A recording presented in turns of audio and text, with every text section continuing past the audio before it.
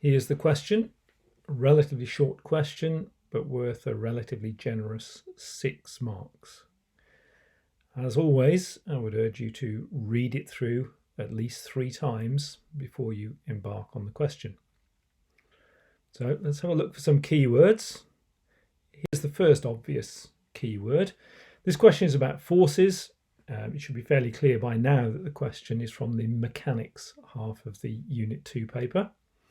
So it's about forces, and the question ultimately is asking us about the resultant of 3 forces. More generally, the question is about vectors, although the word vector does not appear in the question.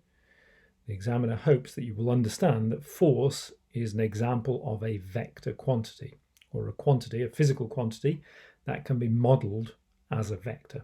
Let's make a bit of a start. Let's focus on this keyword, the resultant. What are we being asked for? Well, we need to know that resultant means sum.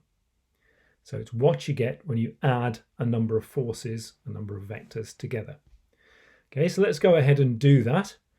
The 3 forces are denoted by the capital letters L, M and N. Notice they're in bold font. Okay, it's very important that you follow the examiner's notation. Remember that when you write vectors, because you're unable to show bold font in handwriting, you must underline your vector quantities with squiggly underlining. So that's the quantities L, M and N here, and also the basis vectors I and J. This may seem like a small detail, but it's this kind of small detail and getting these things right that shows the examiner that you understand the concepts of vectors. If you do not use the correct notation, this is a general thing in maths, it will suggest that you haven't fully understood the concept. So for example, if you don't underline your vectors, it suggests that you don't really know why you should underline them, and that suggests that you don't understand the difference between scalar and vector quantities. Okay, this would be a significant problem in some questions, if not in this question. Okay, resultant. Resultant means sum. Here we go. We've added the 3 quantities together.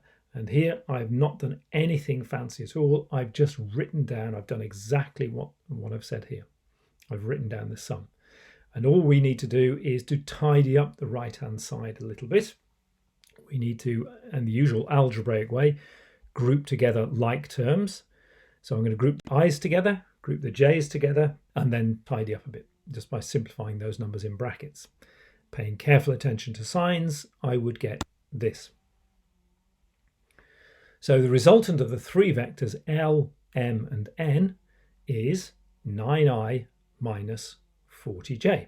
Just to save a little bit of writing and slightly sneakily looking ahead to the mark scheme, I will write this sum, this resultant, as R. Again, I'll use an uppercase bold font letter R. The resultant of the 3 vectors is 9i minus 40j. Okay, that's the easy algebraic part of the question over with. So step 2, I've rewritten the resultant there, 9i minus 40j over there on the left. Okay, what I would suggest you do now, although we are not asked to do it in the question, is to draw a diagram. Now in mechanics, you will draw a diagram, I would suggest, for most of the questions that you do in the mechanics component of the Unit 2 paper, also the Unit 4 paper. Diagrams are really important in mechanics, and the examiner will expect to see some diagrams. And diagrams, the benefit to you is that a diagram is sort of a shorthand way of explaining what you're doing.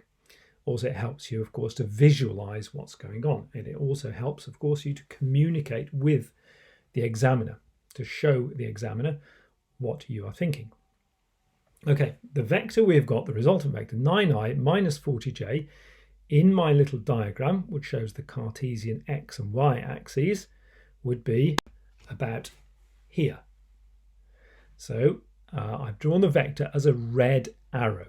The tail of the arrow is at the origin of this xy coordinate grid. Okay, notice that there's no need to draw numbers on the axes. Students obviously get wrapped up in that kind of thing. They start drawing some axes. They draw a pair of perpendicular axes, and then they painstakingly put numbers on their axes using their ruler. It's just not necessary, certainly not for this question. Remember that the examiner won't offer you won't be supplied with squared paper or graph paper, but we don't need it. And so don't create extra unnecessary work for yourself in exam questions. What I'm showing in this diagram is that the vector is in the fourth quadrant, the bottom right-hand quadrant of the XY coordinate plane. Okay, so that's 9 across and 40 down. So I've tried to show roughly where the vector would lie. Okay, but as long as I get the quadrant correct, that's good enough for my diagram. We are now asked to calculate the magnitude of the vector. The examiner hopes that you know that the magnitude of a vector means the length of the vector. Now, my diagram doesn't really help here because, of course, my diagram has not been drawn to scale, and I haven't drawn any numbers on indicated any numbers on the axes. What I need to show here is that the magnitude of a vector is calculated using Pythagoras' theorem. So I've got to take the square root of the sum of the squares of the x and y components of the vector. The x component is 9 and the y component is negative 40. So I've got to square those two quantities and add them. Now the examiner has probably fairly deliberately chosen one of these components to be negative to see if that catches you out. It shouldn't, of course, and when you're writing this down, the smart thing to do is to put your numbers, when I'm substituting into Pythagoras' formula, put them in brackets, whether they're positive or negative. On the left-hand side of the little equation I've got here, I've got the vector r with modulus signs around it. That indicates I'm looking at the magnitude of the vector. Okay, Unit 2, it's calculator paper. They're all calculator papers, so I wouldn't mess about here. I would just stick that into my calculator. I'd get square root of 1681. And hey presto, when I enter that into my calculator, I find I get a whole number.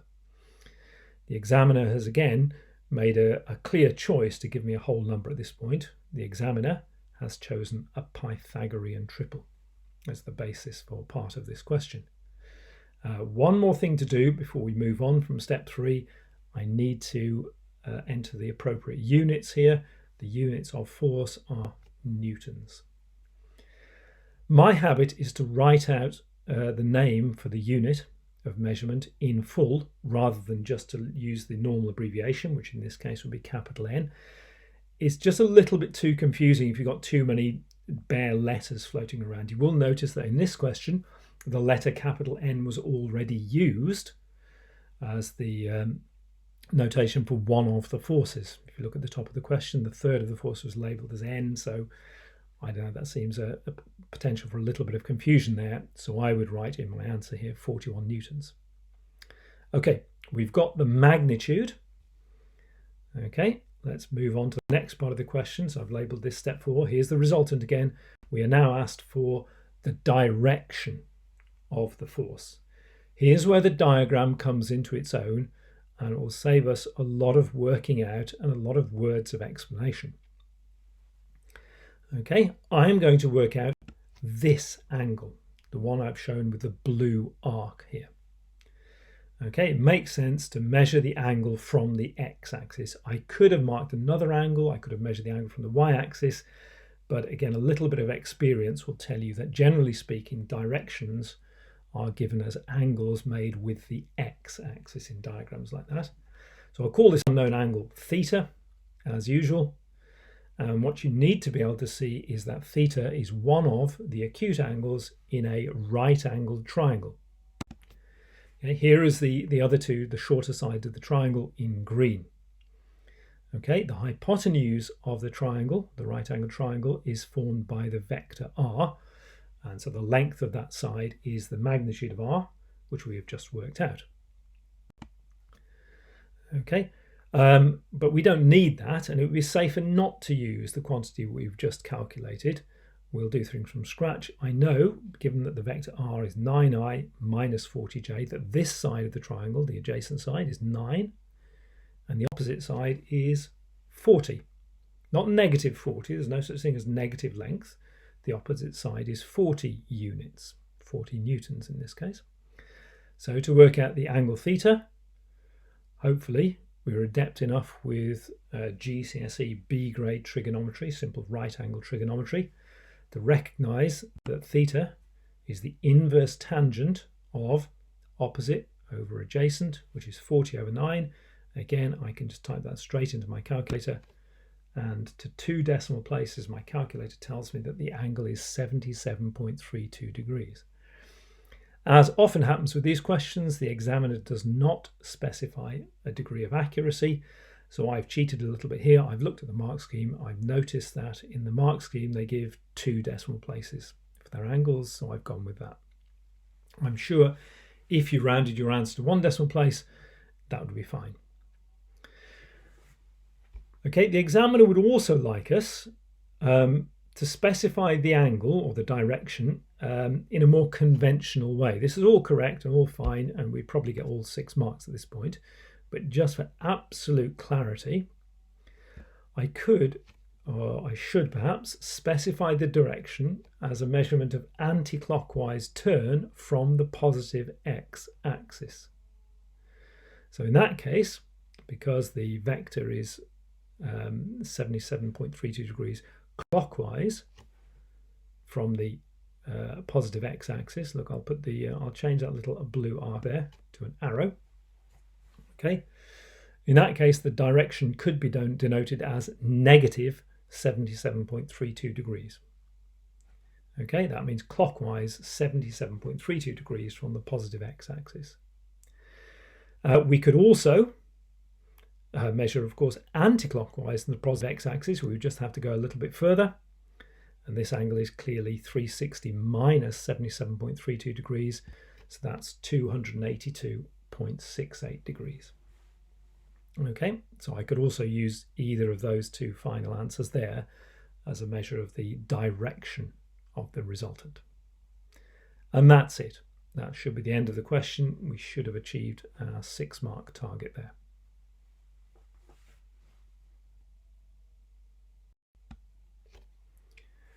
Let's review the core skills that were components of this question. Okay, for 6 marks, that's quite a generous number of marks. Not many skills involved in this question, but if we take it from the start, we needed to know about vectors. We needed to understand what the resultant of a vector is, namely the sum of the vectors, which are forces in this case. And we need to understand this issue of Cartesian components, the way the vector was written as so many I plus so many j. We needed to do a very basic component of algebra, just adding the vectors up, taking the i's and the j's separately. Nothing too challenging about that.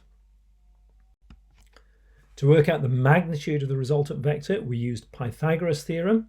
That's a pretty standard thing. And to work out the direction of the vector, we used basic trigonometry.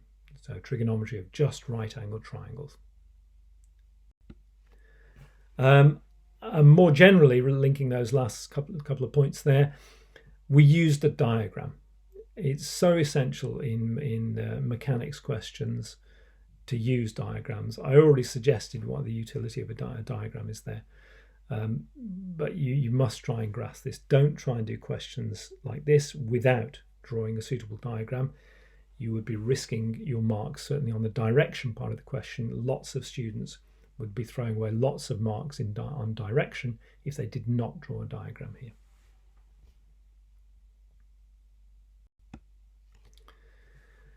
In terms of wider skills and connections, and sort of including looking ahead to other units of the course, including Unit 4 of Maths,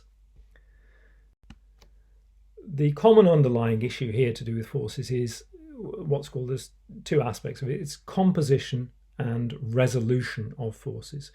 The composition of forces here involved adding up the original forces, the L, the M, and the N. Composition means adding up, finding the resultant. Resolution, well, that didn't really come into this question so much. We were involved in finding magnitude and direction here, but other later questions, especially in Unit 4, will involve resolving forces. Also, the kind of ingredients that we've used here will come into modelling particularly modelling Newton's first and second laws, in which we've got to take into account the actions of several different forces. And then in the more abstract kind of pure maths side of this question, it's also an issue of Cartesian vectors in both 2 dimensions and again later on in 3 dimensions and how to deal with those.